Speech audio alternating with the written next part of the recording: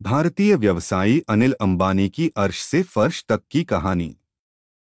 अनिल अंबानी। भारतीय व्यवसायी अनिल अंबानी जी का जन्म 4 जून 1959 को मुंबई में हुआ था। केसी कॉलेज, मुंबई विश्वविद्यालय से विज्ञान में बीएससी और साल 1983 में वार्टन, पेंसिल्वेनिया विश्वविद्यालय से एमबीए करने के बाद भारत लौट आए अनिल जी ने अपने पिता की कंपनी रिलायंस ग्रुप के लिए सीईओ के रूप में काम करना शुरू किया। साल 1985 में धीरूभाई अंबानी को स्ट्रोक का सामना करने के बाद अनिल जी ने अपने पिता के निर्देश में कंपनी के वित्तीय लेनदेन को भी संभाला।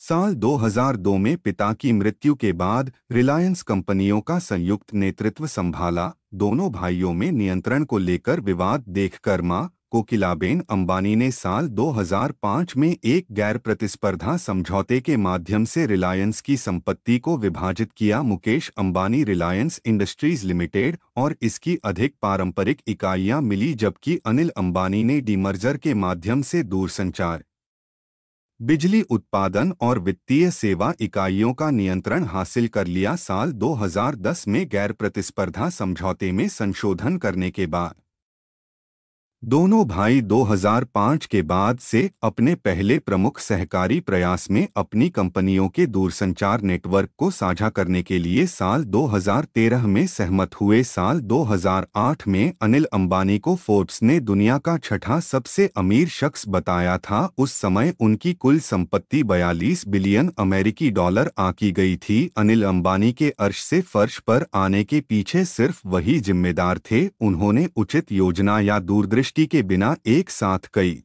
कंपनियां शुरू कर दी। टेलीकॉम, पावर, इंफ्रास्ट्रक्चर और एंटरटेनमेंट सेक्टरों में अनिल जी ने बड़ा खिलाड़ी बनने के सपने देखे, लेकिन उनकी सभी योजनाएं खराब तरीके से लागू हुई। उम्मीद से ज्यादा लागत, गलत प्लानिंग और कम रिटर्न ने अनिल अंबानी को कर्ज में धकेलना शुरू कर दिया।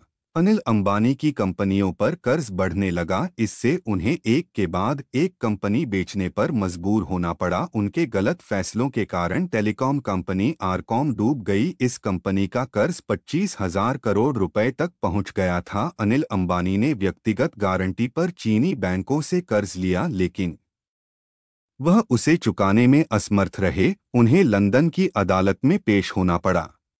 अदालत ने उनसे 3 बैंकों के करीब 5,446 करोड़ रुपए चुकाने को कहा। अनिल अंबानी ने कोर्ट के सामने खुद को दिवालिया करार देते हुए कहा कि उनके पास पैसे नहीं बचे हैं। अनिल अंबानी की नेटवर्थ शून्य हो गई। कुल कर्ज लगभग 40,000 करोड़ रुपए होने का अनुमान लगाया गया था।